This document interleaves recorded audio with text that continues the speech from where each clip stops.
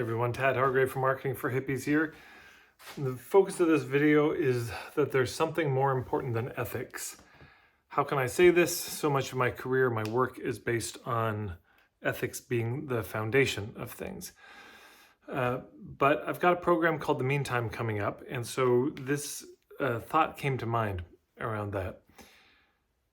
The Meantime is a program around cash flow. How do you generate cash flow quickly? There are times for all of us where you just, inspiration or desperation, you need cash flow. And so it's a 3-month program. It's a semester that's all about that. But this occurred to me as I was preparing for it. So this is a pyramid. These are the 5 fundamentals. This will be familiar to most of you. Right at the tip of the pyramid, what do we have? Oh, let's angle this up a bit. At the tip of the pyramid, we got hubs or hub marketing. And this is so critical in business. Hubs are how you find your clients. So what could possibly be more important than finding your ideal clients, getting in front of them, connecting with people who might be able to facilitate that? That would seem to be the most important thing in marketing. And I think in a lot of the mainstream marketing, this is the most important. And the reason it's the most important is because this stuff isn't talked about. It's just how do you get there in front of your people? But wait, if you get in front of your people and you have nothing to offer them that they would want, so we've got business model.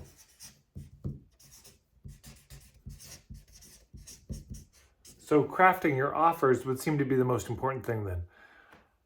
Before you get in front of your people, you've got to have your offers crafted.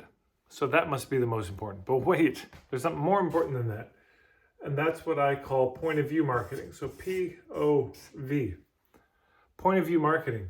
This means your philosophy, because the truth is, if they don't buy your diagnosis, they're not going to buy your prescription. If they don't buy the concept, they're not going to buy the course. If they don't buy the premise, they're not buying your program. You get the idea.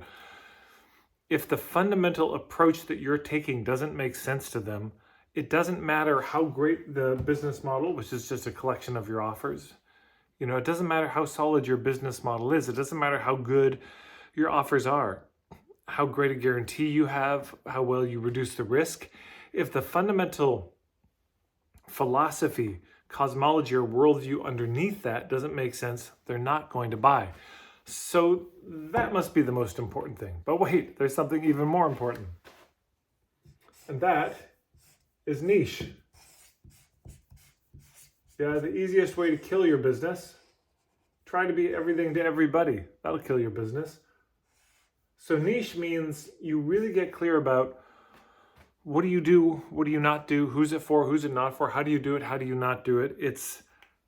Niche is understanding your role in the community. What's the reputation you want? What do you want to be known for? And everything else grows out of that. Because hubs, for whom? We're trying to find your ideal clients. But wait, who are your ideal clients? Oh yeah, we didn't figure that out yet. We figured that out here. When you're crafting offers in your business model, well, offers for whom? There's no such thing as an offer that's going to appeal to everybody. And point of view, well, point of view about what? Point of view about a particular journey from island A to island B, or that you're the one that makes the boats that go from A to B, and you have an opinion about how those boats are made. So point of view even really hinges on niche. So that has got to be the bottom of the pyramid. But wait, there's a whole bottom piece. And of course that is ethics. Because in the long term, your success in business comes down to your reputation. Reputation is definitely the long game. And you can have all of these other things really nailed, but if your ethics are off, it's like having the brakes on while you have the gas on. It's going to cause a lot of drama for you, disappointment for your people. You'll have a mixed bag of a reputation. Everything is going to be harder than it needs to be. And you're burning so many bridges by being unethical, and you got to build new bridges. It's one of the least profitable things you can do in the long term. In the short term, ethics don't matter. In the long term, it's almost all that matters is your reputation. But I'm saying there is something here that is more important than ethics. And I would just invite you to guess what that is. Ethics just seems like the real bedrock, doesn't it? What could be lower than that, than being in tune with your own conscience? And I'll give a hint, it's not a spiritual something, although it could be. This isn't a deeper dive down the rabbit hole of the soul.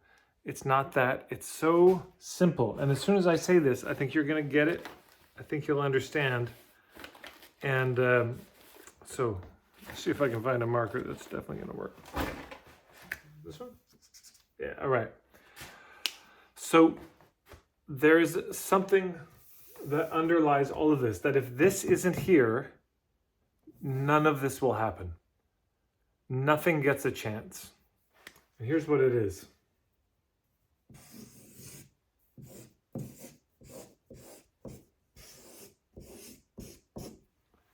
Space. The base is space. If you don't have enough room in your life to work on your business, this all vanishes. The base is space. This is the core fundamental. So many people I've worked with come to me saying, how do I make my business succeed? How do I take it to the next level? How do I grow? I really want this to work, often in a desperate situation. But I give them ideas, and they're good ideas. They're ideas I've done that have worked, colleagues have done, they worked. It's not that the idea doesn't work, it's that they can't work the idea because they don't have space. I mean that by literally their calendar doesn't have room. They are profoundly overcommitted in their life, and they just have really no bandwidth to deal with it. I'm going to do a little impression for you. This is an impression. Tell me what this is an impression of. Okay, one sec.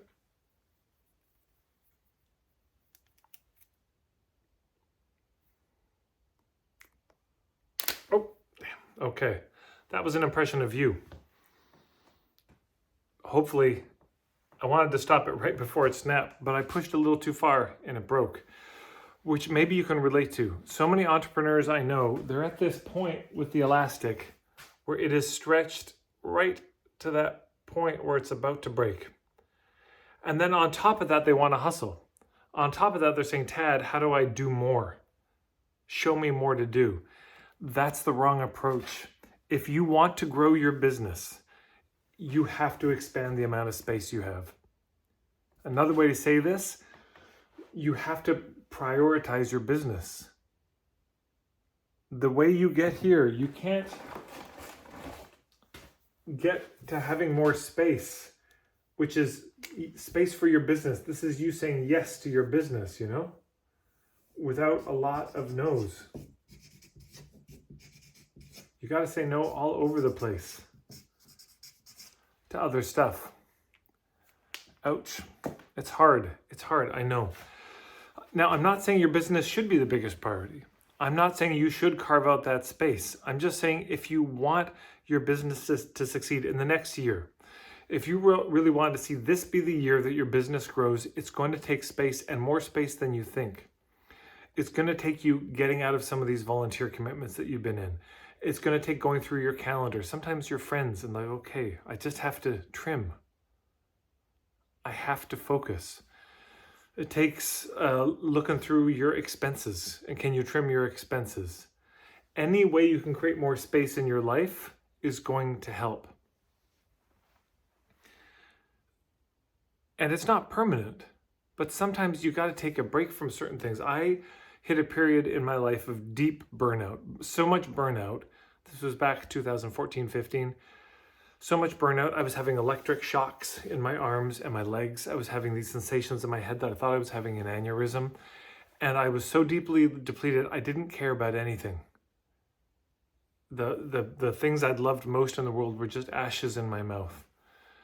And a friend of mine, a dear woman, said, come to my place, lie down on this hammock, and don't do anything for the next week. And all the symptoms went away, meaning they were stress related. It's amazing what stress can do. And I had started a project called The Local Good. We I helped run a project called Green Drinks, and I just had to step back from that. I'd started some streetcar shows. We did music shows on a streetcar. I had to step back from that. I was doing potlucks once a month, and the last couple of potlucks I led, and I would have 40 to 60 people at some of these potlucks, but I looked around my last couple of potlucks and I thought I could be reading a book. You know what I'm saying? I was so drained. It just cost me too much to give. And because I was so maxed out, my emails, I could never get through them. I could never answer all my emails. And I couldn't breathe at the end of the day because I was always disappointing people and letting them down. I had to stop everything. I just had to stop everything to recover. So, we could say this is about business, but you change some of these things and make it about health. It's the same thing. If you want to improve your health, you've got to give more space for your health. If you want to improve your relationship, you got to carve out space for your relationship. So it's the big question is, what do you want? Which I can't help you with. What's most important to you? So what I'm saying is, if in this year, growing your business is important to you, and there's no reason, well, there's plenty of reasons, but there's no mandated reason why it should be. There's lots of things that are important in life. It doesn't have to be your business. But if it is, then let's not kid ourselves and imagine that you're just going to work harder and stay up later and that that's somehow going to work. It will work in the short term, of course, but it'll do to you what it did to me, which is a profound burnout. And every time you burn out, it's a little harder to crawl back out of that hole because it gets deeper every time. So, space. This is the fundament. So my invitation to you is to consider what's most important to you in the next year. And if it's business, to look at your life and where you're spending your time. And you may say, but no, Tad, you don't understand. My business is my most important thing in my life and it's still not working. Now, it could be because you're missing these things. That's very possible. But I remember hearing about a professor, and he asked his students, he said, what's most important to you in your life right now? It's a great question. I'd ask it to you too, to really think about it as I'm speaking. What's most important to you in your life right now as you're watching this video? What's the most important thing to you? You probably had an answer come to mind. Maybe it's something like my health, my relationship to God, my time in nature, singing, dancing, whatever it is. Whatever answer you thought of, it's probably wrong. How could I say that? A pre-recorded video, I don't even know who's watching. Here's why. The most important thing to you in your life right now is watching this video. Why? Because you're doing it. And that's what the college professor said to his students. Most important thing to you right now, no matter what you say, is being in this class. Why? Because you're here. Behavior shows more about our priorities than what we say. So, has your business actually been a high priority? Has it been a priority at all? And has it been a business, or has it been a hobby that's gotten more and more expensive? These are tough questions. If it is a priority and you want to focus on it, the invitation I'd put out is we have our Meantime program. I don't know if the sales page will be ready by the time this video goes up and live. But if not, we'll put it with the video and it'll be emailed to my list and everywhere on social media once it's up. But it starts in January. It's 3 months. And the whole first part of it is about creating space in your life. The second part of it is about giving you tactics to get the low-hanging fruit. Because it's tempting to want to go for the low-hanging fruit first, and I beg you not to. Whether you do my program or not, don't go for the low-hanging fruit first. It's tempting. But if you're already on the edge, if you're that elastic band that has snapped or is about to snap, and you try doing this, it's adding more. And we don't need more on top of all this. We need a foundation of a lot of spaciousness. That means unsubscribing from a lot of emails. It might mean getting off social media, turning off your notifications. There's a lot of ways you can create space, and we're going to guide you through those step by step in that program. But again, whether or not you do the program, I just invite you to consider this, and I would love to hear your thoughts in the comments below. I know a lot of you as coaches, you do a lot of work around boundaries and helping people say no. A lot of you watching this, if you had to pick whether you're more into the collapsing and making yourself small, or posturing and puffing up and making yourself big, most of you are on the side of collapsing. And collapsing is you never say no. It's a lot of people pleasing. That's the extreme of collapsing, which means resentment. So if we're going to turn things around in our business, that also has to be dealt with.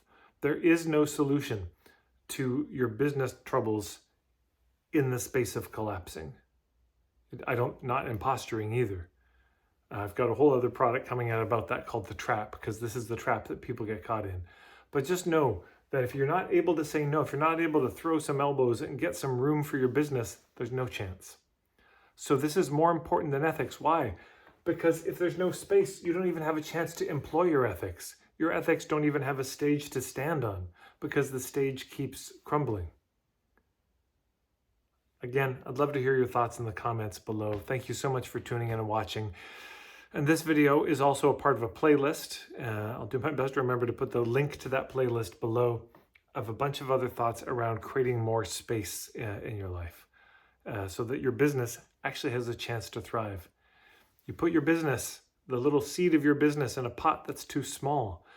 At a certain point, it can't grow anymore, and you've got to replant it into a bigger pot where the roots can spread out. So I hope you'll consider the meantime as one option of that. And if it's not a fit, there's a lot of other fine people out there and coaches who can help you with stuff like this. Thank you so much for watching. Take care.